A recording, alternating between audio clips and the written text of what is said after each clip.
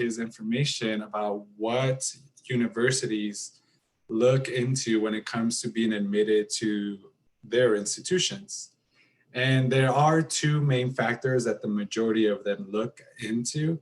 And those two factors are the GPA and the test scores. So we're gonna dive into those, and then we're also gonna review the admission requirements to our own university as well, okay? If you guys have any questions throughout this whole meeting, feel free to unmute yourself and ask questions, or you can also use the chat feature down below, and I'm more than happy to answer those questions for you guys. So let's dive into the GPA. So what is a GPA? A GPA is the grade point average of all the classes that the student has taken, all the grades. We take the average of those, and that's what the GPA is. There are different types of grade GPAs. There's a cumulative GPA, and there's academic GPA. There's also weighted GPA versus unweighted GPA. So I know it can get confusing, right? And we are going to dive into the differences between all of these as well. So in the following screen, if it allows me to go, we're going to first talk about our cumulative GPA. So what is a cumulative GPA? Cumulative GPA is when we're looking to all of the classes that the student has taken in high school. So if a university is asking for a, let's say, for example, a 3.0 cumulative GPA, that means that they're going to look at all of the classes that the student has taken on high school and take them into consideration when it comes time to make an admission decision, okay? The other GPA that they might ask for is an academic GPA. So academic GPAs are courses, specific courses that the university would be looking into. For example, our university looks into these courses. We use an academic GPA. And instead of looking at all of the classes that the student takes in high school, we would only look into these specific courses right here. So we would only look at 4 years of English, 3 years of math, 3 years of social sciences, and 3 years of natural sciences, okay? So it would be very, very important to focus on those specific courses a little more than the other ones. Not to say to fail the other courses, right? But focus a little more. If the university is asking for an academic GPA, then it's important to focus on these courses a little more to make sure that you guys get good grades, to make sure that you are admitted into the institution that you are applying to. So what is the difference between weighted GPA and unweighted GPA?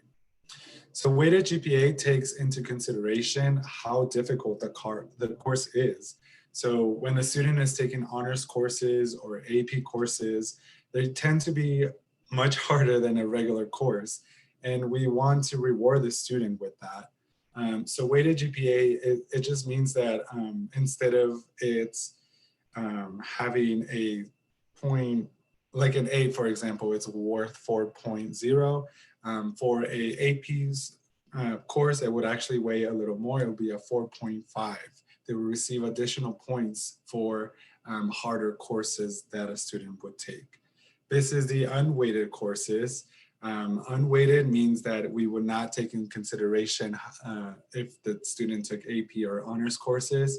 We would just look into whatever grade they received, and whatever grade we see in there. If it's an A, they would just get 4 points. If it's a B, then they would just get 3 points. If it's a C, it's 2 points. If it's a D, it's 1 point. And if it's an F, it is 0 points. Any questions about GPA? I know we kind of flew over that information. And again, guys, you guys can unmute yourself, or you can also use the chat feature.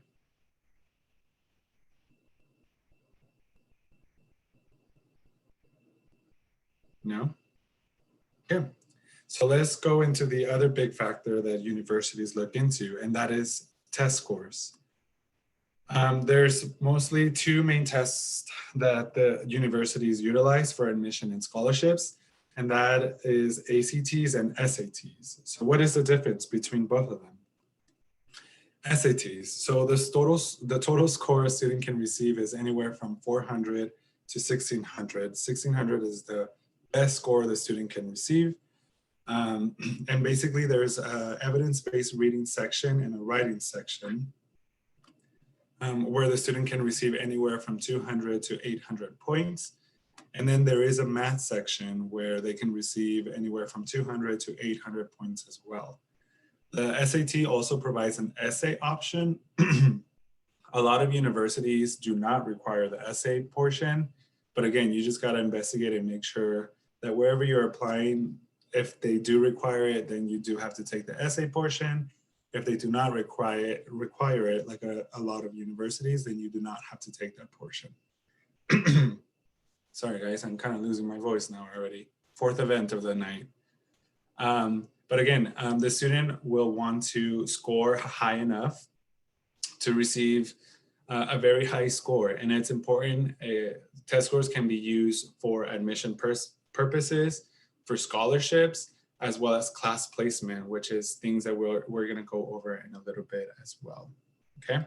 So these are SATs. Let's talk about ACTs. ACTs, there's 4 subject sections. There's English, math, science, and reading.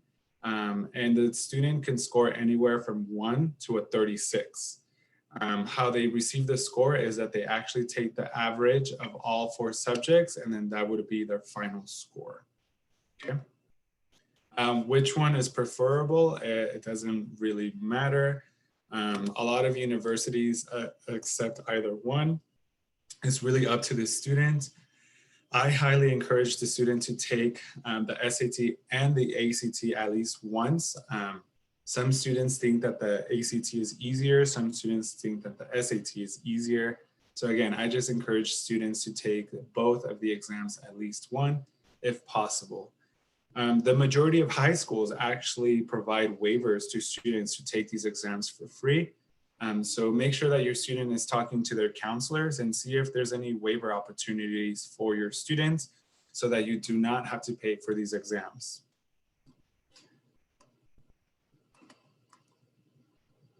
So this is what we should be doing right now. So if you are a freshman or a sophomore right now in high school, try to take that PSAT or pre-ACT. So these are not the actual exams. Your score, whatever score you have, will not count, but it gives you an idea of what the real exam will be. So when you take the real one, you're going to be so much more prepared. You're going to be better with your timing, and you may receive an actual better score on your actual SAT or ACT exam that you would take.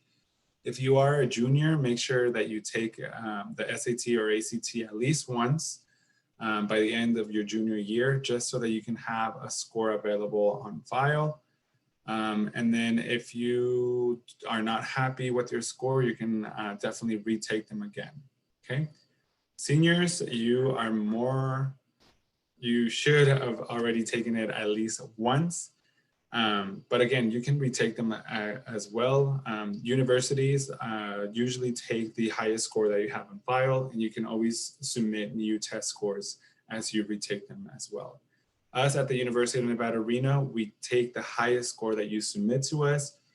So again, you can retake these exams as much as you like, and whichever score is highest and you submit to us, we'll use that one for scholarships and for class placement as well.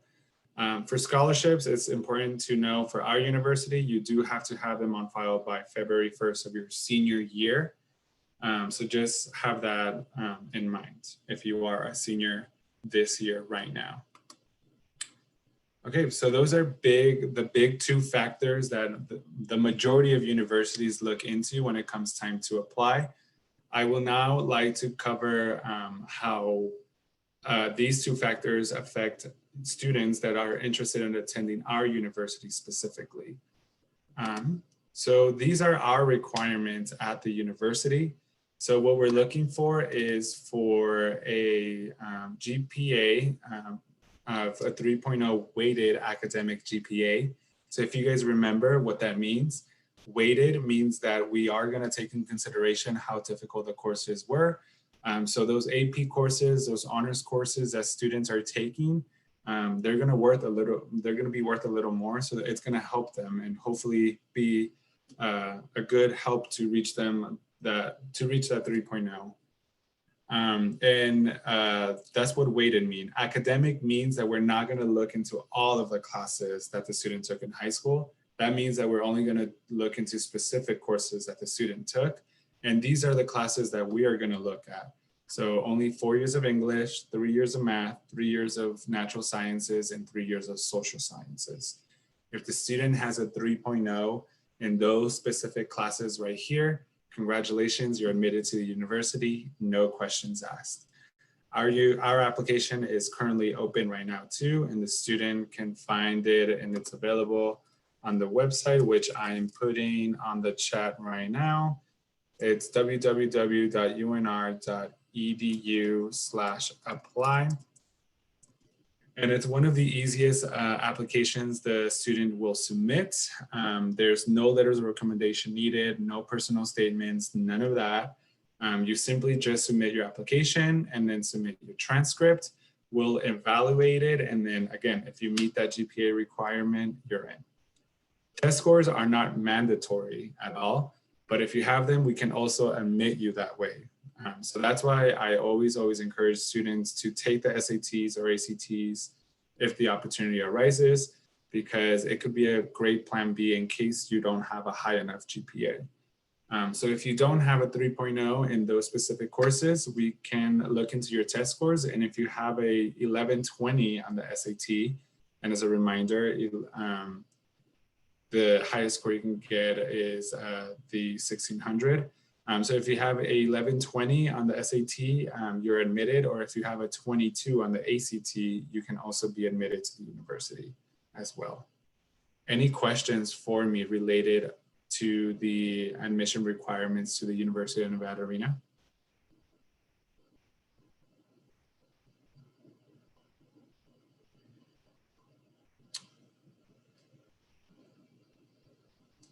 Nope, it never was a and, it was always a or.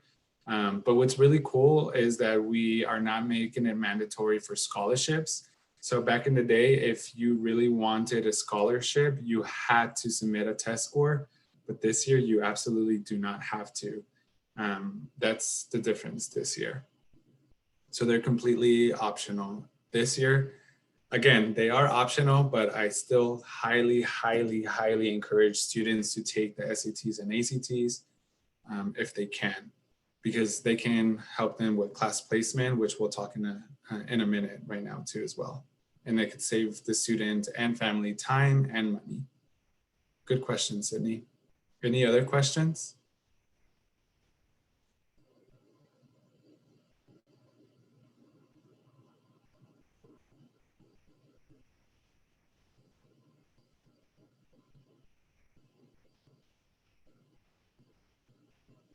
No? Okay, let's continue. I kind of already went over the admission process a little. So you do have to submit that application on that website that I put on the screen. There is a $60 application fee, but if the student qualifies for free or reduced lunch, please contact me and I'm more than happy to provide a application fee waiver. I'll put my email there. And we can waive those $60 for it to not be due right now, but it will be due when tuition is due. That way the scholarships can actually cover that fee as well. After the application is submitted, then you would submit your current high school transcripts and test scores if they're available, and then your immunization records as well. We don't need immunizations to start the admission process, but we will need them in order to enroll the student into their courses. So it's important to submit them as soon as possible as well. So financial aid, it's very important to submit the FAFSA. The FAFSA, it's already been available. It started being available October 1st. So if you're a senior right now, or if you have a student that is a senior, make sure that the student submits their FAFSA. The FAFSA gives the opportunity the student to qualify for federal aid. So they can qualify for grants, and grants is money that they do not have to pay back at all. They can also possibly qualify for loans. And if the student does need loans to cover for their tuition, then it's really good loans that they can take out. The interests are really, really low. And the student does not have to make any payments until after 6 months after they graduate. In order to submit a FAFSA, the student does have to have a social security number. So if the student does not have a social security number, then they would submit a institutional methodology form. So the institutional methodology form is for all of our students that are DACA students, undocumented students, international students. All of those students can submit an institutional methodology form instead of the FAFSA. And we will also provide aid for those students as well, since they're not able to apply for federal aid. Either the FAFSA or institutional methodology, they're both due by February 1st in order for students to receive scholarships. So again, make sure that you submit either your FAFSA if you do have a social security number, or your institutional methodology form if you do not have a social security number. So institutional scholarships. So these are scholarships that our university offers. So this is where your GPA and or your test scores can come into play. So again, if your GPA is not that good, then I highly, highly encourage you to take those exams, SATs and ACTs. That gives you a plan B to hopefully qualify for those institutional scholarships. So this year, like I said, they're not required at all. The test scores are not required. But that means that a lot more students are going to qualify for institutional scholarships, and we're going to offer scholarships that range anywhere from $500 to $2,000 scholarships. We also have a presidential level scholarship that is $8,000 a year, and that is available for the student for all 4 years. Our tuition prices for Nevada residents is about $7,000 a year. So if the student does qualify for Nevada Advantage, or if the student does qualify for the presidential level scholarship, sorry, not Nevada Advantage, then they would essentially, their whole tuition would be paid for at the university, which is incredible. I just want to share my email address with you guys too, in case you guys have any questions about any of this. You can always contact me too, and I put it on the chat there for you. So moving on. Being a Nevada student, students can also qualify for the Millennium Scholarship. These were the requirements as of right now. There might be some updates, but as of right now, these are the requirements. And again, they're looking at your 3.25 GPA. So now we know what a GPA is, right? So either the 3.25 GPA or a 1070 on the SAT or a 21 on the ACT. So you guys see why is it important to do really well in your GPA and your test score as well, okay? If you qualify for Millennium Scholarship and you attend a university, you receive $80 per credit. At the university, we recommend students to take about 30 credits. So if you guys do the math, 80 times 30, that is $2,400 that you would receive with this Millennium Scholarship as well. So again, make sure that you're doing really well in your courses so that you can receive this Millennium. And as you guys can see, they're using an academic GPA. So they're using specific courses. They're not using a GPA where they see all of your classes. They're using the academic GPA, and they're only going to look at these specific courses right here. Okay, any questions about Millennium? Oh, I do see a question about the requirements for the presidential level scholarship. So like I mentioned, I'm gonna go back one slide. Like I mentioned, the test scores are not required this year. In the past, we've had a matrix where if you had a GPA and a certain test score, bam, you have that scholarship. This year, what we're doing is a point system. So if you have a 3.25 GPA, that makes you competitive as a student that may receive a scholarship. So after you've been admitted to the university, you will submit a scholarship application available in your My Nevada account. And in that application, you're also going to write an essay. And we want to know about you. We want to know how you've been involved in the community. Do you have any, are you involved in any sports, any clubs or anything like that? So we believe at the university that you are more than just a GPA and a test score. So we're going to take all of that into consideration as well. And great question, Sydney. So these scholarships that we're talking about right now are for the University of Nevada, Reno. And I'm just going over these to give you guys a sense of what other universities might be asking.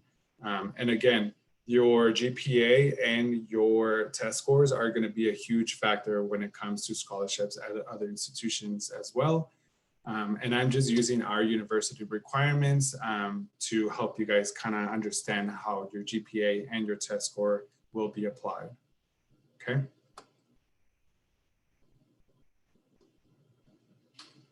Another really cool program that we have available for students at the University of Nevada, Reno is the Nevada Guarantee Program.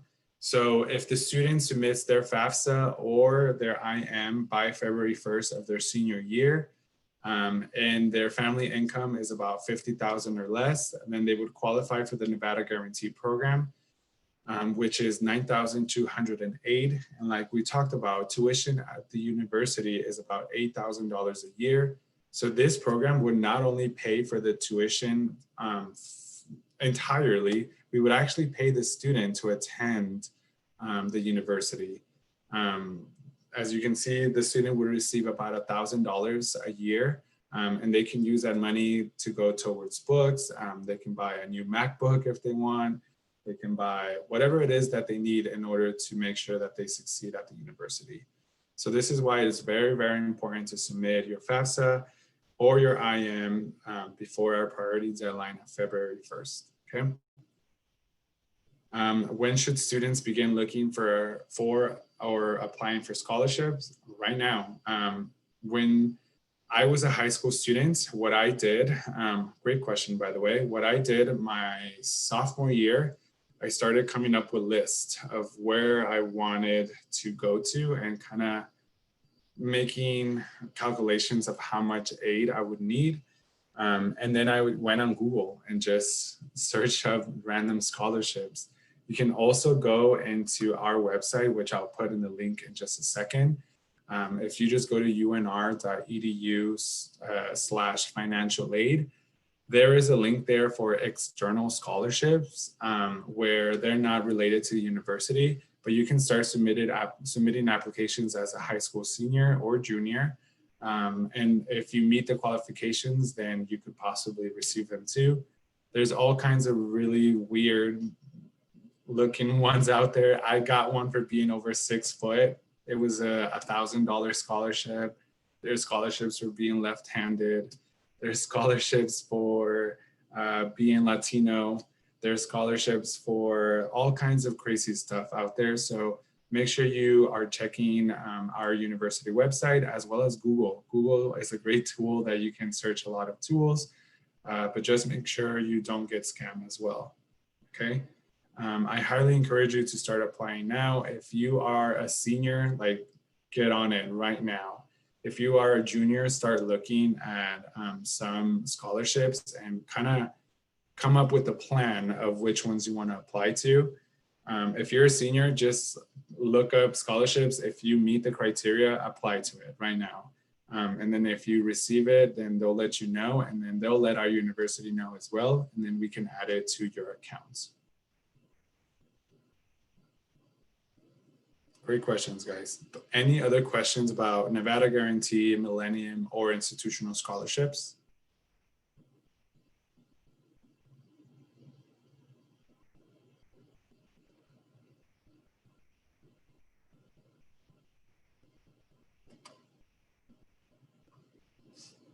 So this is the website right here. I'll see I'll put it on the chat too as well. And in just a second. Again, it's a website where you can check out external scholarships. So these are scholarships that are not offered by the university. They're just external ones that we found. We created a list for our students where you can just go in there and there's a list for you and those are scholarships that you can apply to right now. If you are a junior, you would apply, you would submit your FAFSA until you're a senior, okay? So only seniors, if you're a senior, you should be applying right now. You should be submitting your FAFSA right now. If you're a junior, you're gonna wait until October 1st of your senior year. It's when it will become available for you. And every year after that, October 1st, it will be the day that it's gonna open up and you're gonna submit it every single day. Every single year, sorry, not every day, every single year. Great questions, guys. Keep them coming.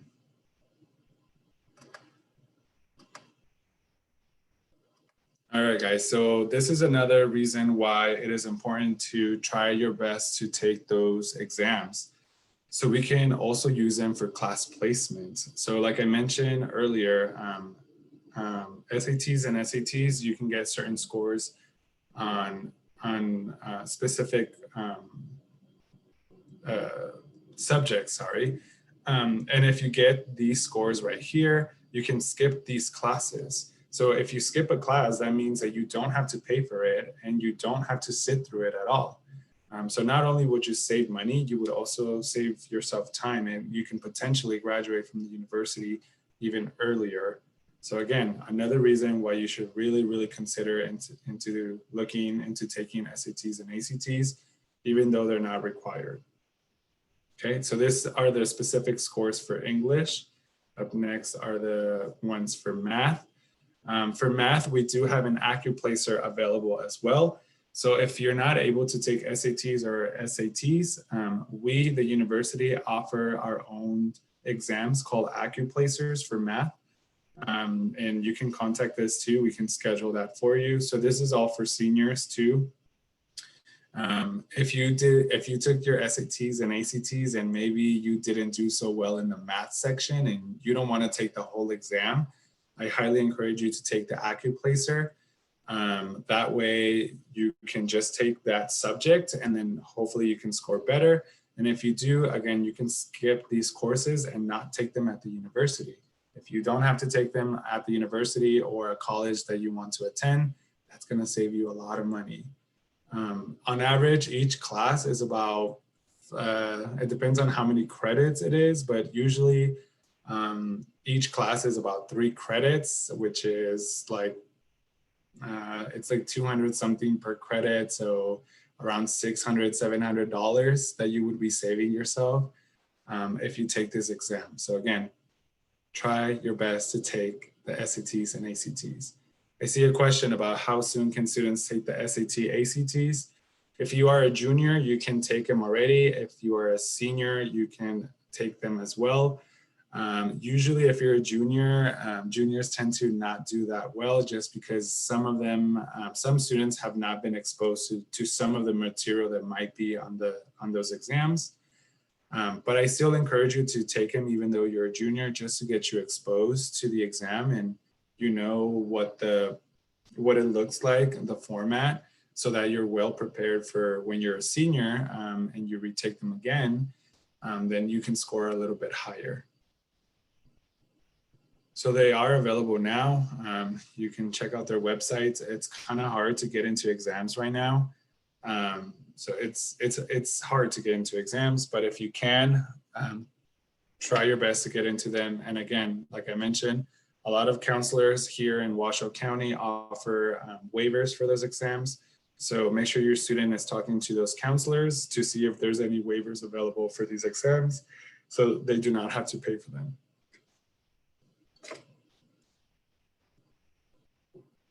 To see and schedule an exam, make sure you guys visit their websites, the SAT website and the ACT website as well.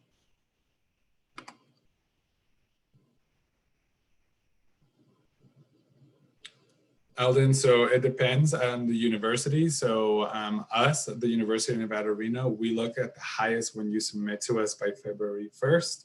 For scholarships, for class placement, we look at the one you submit to us by the weekend before school starts. So it all depends on the university that you are applying to or that you're interested in.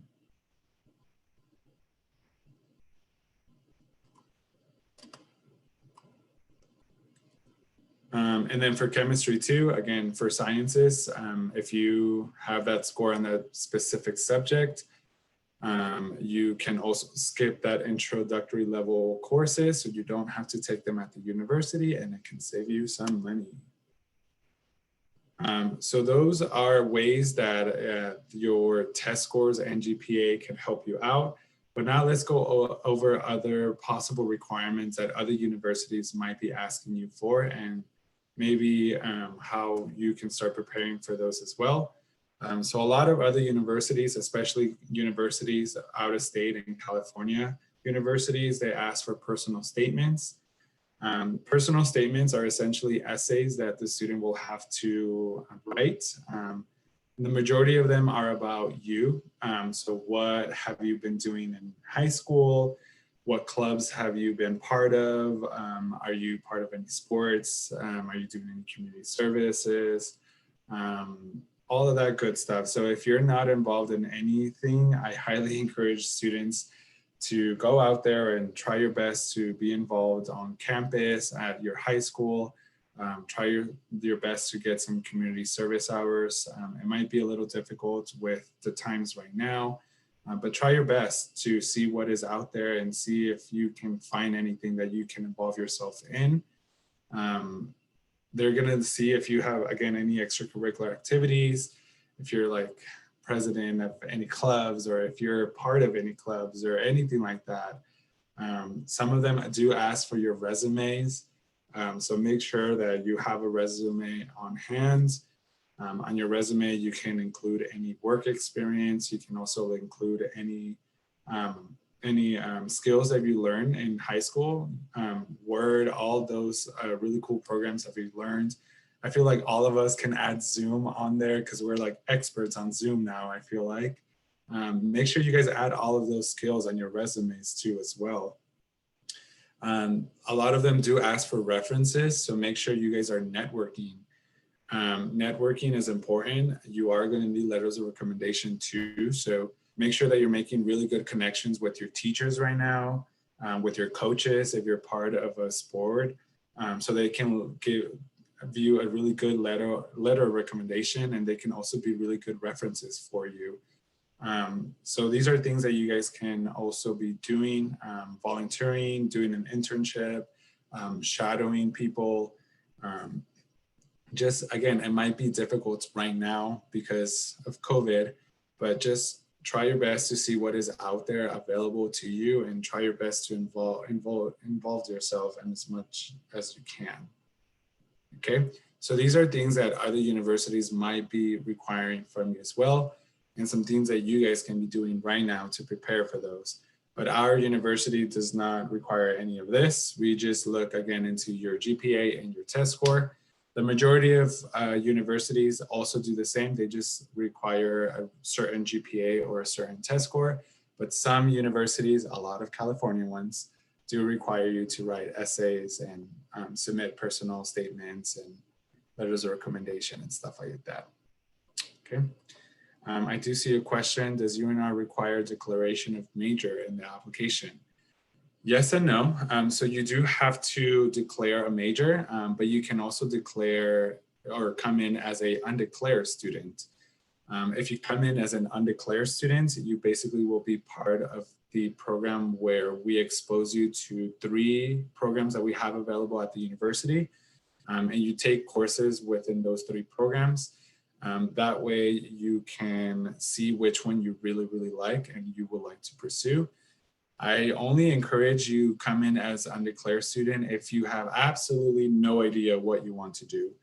If you have an idea of maybe like where you want to go, like maybe you don't know what you want to do, but you know you want to be somewhere within business, like you want to maybe open your business or or like study economics or finance or something like that, maybe you're not too sure what major you want, but something within business, then I encourage you to select a major within business.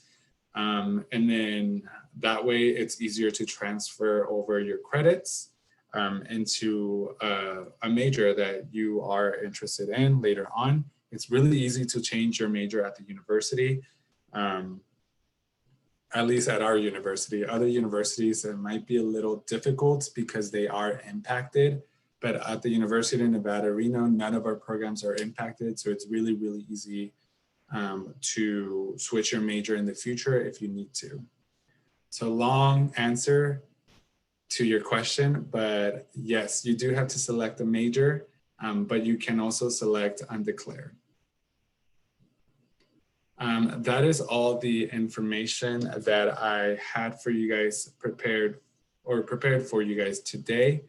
And I now would like to open it up for you guys. You guys can definitely ask me some questions, any concerns or fears or anything like that about the college process. I'm more than happy to assist you guys. And again, don't be shy. You guys can definitely unmute yourself, or you can also send me a chat, and I'm more than happy to answer those questions for you.